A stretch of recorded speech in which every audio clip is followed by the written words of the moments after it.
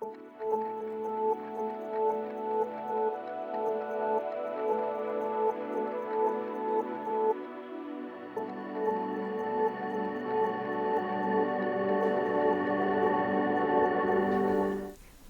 to Community Partners Spotlight.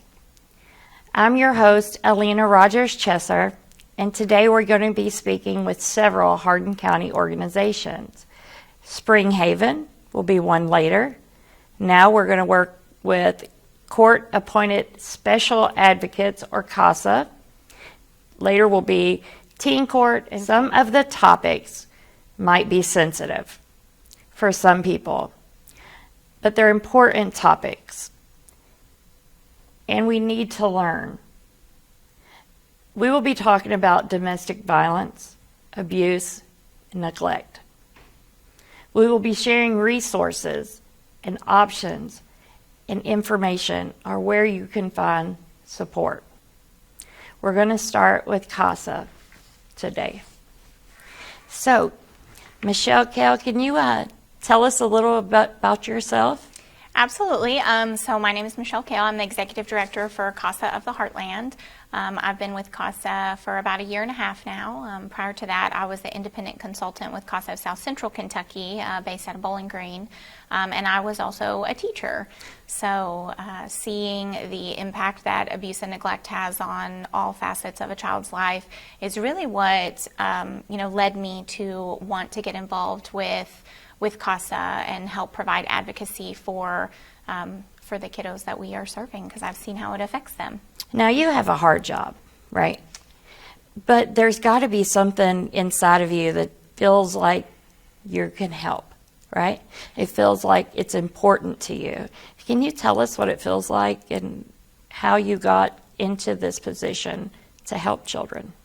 So I think the biggest thing is, knowing that when we're working with children, it's some of the most devastating times in their lives, and having someone consistently show up for them, regardless of the number of foster homes they've been in, the number of placements they've had, the number of therapists they've had, having someone to be a consistent presence in that child's life and to be able to lead an organization of we have a small staff, and then our volunteers, who are working with these children in our community and consistently showing up for them and advocating for what's going to be best for them.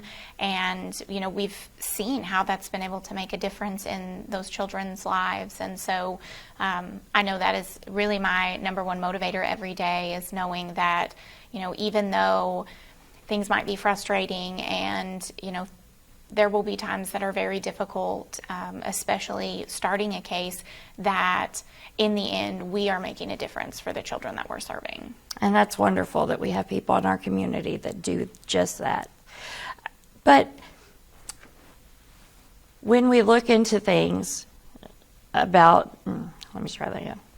when we look into things that deal with these topics of abuse and neglect and domestic violence, these things, how do you become the eyes and ears for these children? Do you see the case all the way through? And do you use the children to help you build the case, or are they just there to find support? So our CASA volunteers initially go through a very extensive screening process, so that way we can make sure that they are suitable to be working with children. And our number one goal for our CASA volunteers is to build a relationship with the children that they're serving. And then as far as acting as the eyes and ears for the courts, we know that our social workers have astronomical caseloads, and typically our CASA volunteers maybe serve on one or two cases. Now those cases can range. They could be working with one child, they could be working with a sibling group of 2 or 3 children. We've had a CASA volunteer on a case with as many as 8 children. And so number one is building a relationship with the children, and then number 2 is just collecting information, figuring out what the child's perspective is on their needs. Do they want to go back home? Do they not want to go back home? Do they want to stay at home? Are they comfortable with their foster family? Do they feel like they would be better suited in a different placement? We've seen children from a cultural background or religious background placed in a family where one differs, and figuring out how to work with that family to support that child so that way they're able to embrace their culture, embrace their religion, making sure that they have the support they need at school if we need to advocate for additional tutoring services. The bulk of our advocacy happens in the courtroom, but along the way, our advocates will also, work with teachers, guidance counselors, et cetera, to make sure that kiddo is being supported in the other facets of their life as well outside of the courtroom. And while they're working through the case and getting to know that child, they are collecting information, and then we put that in a court report, typically every 90 days.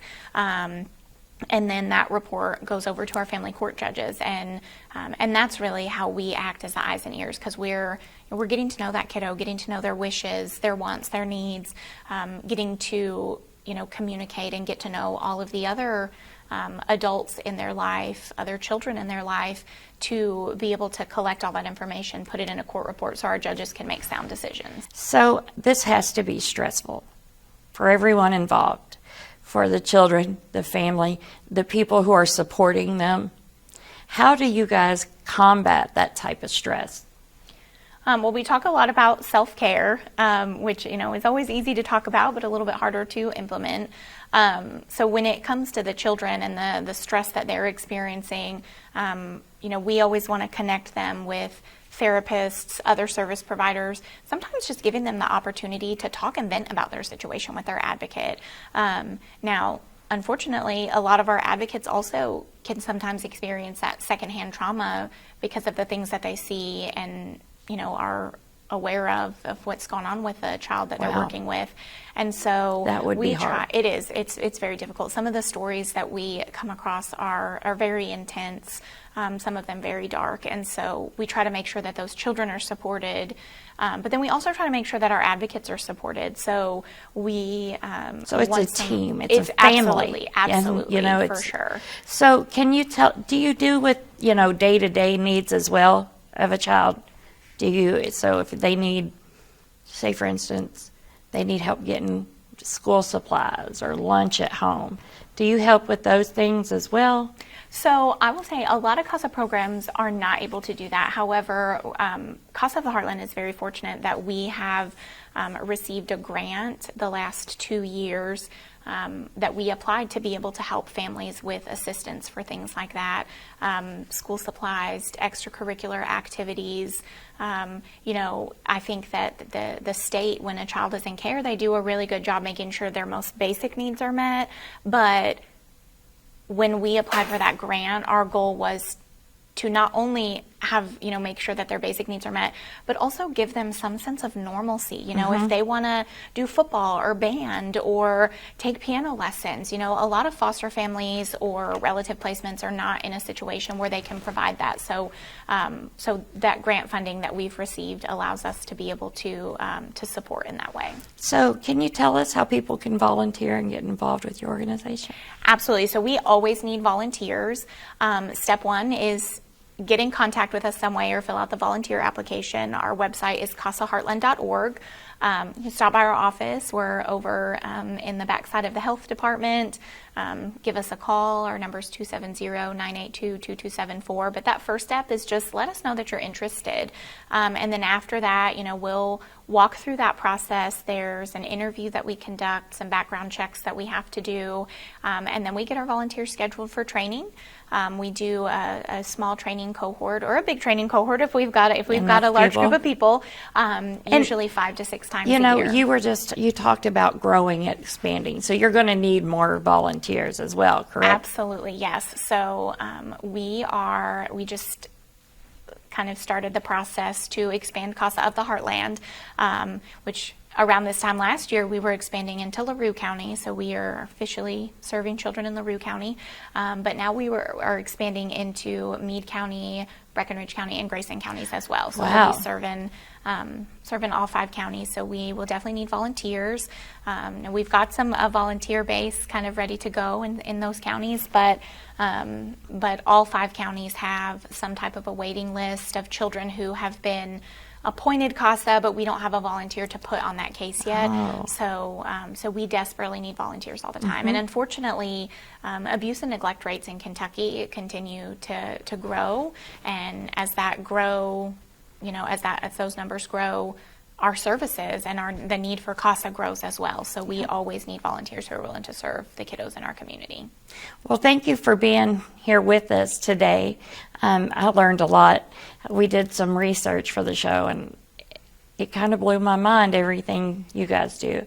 And I'm sure Hardin County and all the surrounding counties that you're going to work with are really, really, really going to love your services. Well, and we thanks appreciate for being here, so thank you. Thank you.